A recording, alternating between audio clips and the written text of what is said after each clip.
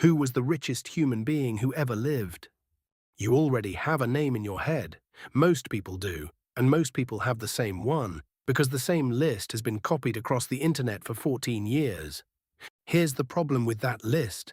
A dollar in 1324 and a dollar today are not the same object. The economist Branko Milanovic calls it the index number problem. There's no way to compare bundles of goods that don't overlap. John Rockefeller could not buy an antibiotic. You can, so only one test survives the translation, not how many dollars a man had. What share of the world that existed did he hold? 4 contenders taken in a strange order, not by date, not by size, but by how much paper each one left behind. 3 of them fail, in 3 completely different ways. Start with the name you're thinking of. Mansa Musa, ruler of the Mali Empire 600 years ago. $400 billion. Number 1 on every list of the richest people who ever lived. That number was produced in October 2012 by a celebrity net worth website. No method was ever published. It went to the Huffington Post, which credited it to the website and nobody else. Then Time, then the BBC, then a classroom video watched by millions. 14 years, and not one historian's calculation ever entered the chain. When Time finally telephoned 2 academics, both said the same thing. There's really no way to put an accurate number on his wealth. Records are scarce, if non-existent. The empire was real and rich, though not as you've been told. The gold fields lay beyond Musa's direct rule. Mali taxed the gold as it moved. A toll, not a mine. And the famous part, that he put so much gold into Cairo he broke the price of it. Here is the entire basis for that. One Mamluk official, writing in Cairo some 13 years later, from the testimony of men who'd been there, says gold never went below 25 silver dirhams before Musa came and has never gone above 22 since. That's a 12% slide, recorded once, second-hand, a decade late. And when the monetary historian Warren Schultz went back through the actual exchange rates of 14th century Cairo, he found a swing that size was simply normal. The caravan is the same story. The earliest writers give no numbers at all. The famous 60,000 comes from a chronicle written 330 years afterwards. So Mansa Musa can't fail our test. There's no fortune figure to test, not a small one. None. Now the opposite problem. Jakob Fugger of Augsburg kept the best books in Europe. We know what his firm was worth to the gulden because its inventory survives. In 1519, the crown of the Holy Roman Empire came up, and it was openly for sale. The 7 prince-electors would take money for their votes, but not just anybody's money. They wanted cash, or the Fuggers promised to pay. His signature was the currency. The crown cost about 850,000 florins. Fugger put up 543,000 of it, nearly 2/3.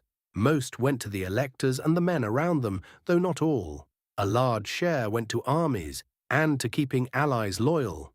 Every one of those electors had sworn an oath on the Gospels to give his vote without any pact, payment, price, or promise. They swore it with Fugger's paper already in their hands. Everyone involved called them gifts, but the money was payable only if Charles won, which is the difference between a gift and a price. 4 years on, still unpaid, Fugger wrote to the most powerful man in Europe, "It is well known that your imperial majesty could not have gained the Roman crown save with mine aid." He didn't threaten. He simply reminded an emperor, in writing, who had paid for the crown on his head. So what share of Europe did this man hold? You'll read that it was 2% of the continent's entire economy. That figure comes from a biographer, not an economic historian, and no method for it was ever published. And nobody can do better. His books are immaculate, but there are no national accounts for Europe in 1525. He left us a perfect numerator and a world nobody ever counted. The first contender our test can actually touch is also the oldest. Marcus Licinius Crassus, and you should know the ground up front. Our sources wrote 130 and 160 years after he died. But there are two of them, and they agree. Plutarch says that before marching on Parthia, Crassus inventoried everything he owned, 7,100 talents. Pliny says 200 million sesterces, and that's land alone. Here's why this one is different. Plutarch also tells us what Rome itself was taking in. In 61 BC, tablets were carried through the city listing the state's revenues. Before Pompey's conquests, Rome collected 200 million sesterces a year in tax. One man's land was worth what the empire collected in a year. And he got it exactly as ugly as it sounds, though not the way you've heard. Plutarch says Crassus bought slaves who were architects and builders, more than 500 of them. Then, when a building caught fire, he'd buy it, and the houses next to it. The owners, in Plutarch's words, would let go at a trifling price owing to their fear and uncertainty. No bucket brigade, no arson, nobody in the ancient world accuses him of lighting anything. He simply arrived with an offer while it was still burning. He died at 60 in a desert, in a war Rome never declared, chasing the one fortune he didn't have. How that ended, and what Rome decided he deserved, is next time's story. A real measurement, then, from figures a century and a half late, divided by a tax collection rather than an economy. Error bars you could drive a legion through, which leaves the one man who left us both halves of the fraction. At his height, John Rockefeller's company refined about 9 out of every 10 barrels of oil in America. We made a whole episode about how he did that. What matters here is the total. 1913, Rockefeller is worth about $900 million. The entire American economy that year produced $39.5 billion. One man was worth $1 in every 44 the country made, 2.28%. And it's the only figure in this episode where both numbers were actually counted. Then the part that reads like a joke, the record happens to support. In 1911, the Supreme Court broke his company into more than 30 separate pieces. Every shareholder received a proportional slice of every one of them, and Rockefeller held a quarter of the whole. Priced separately for the first time, the pieces turned out to be worth far more apart than together.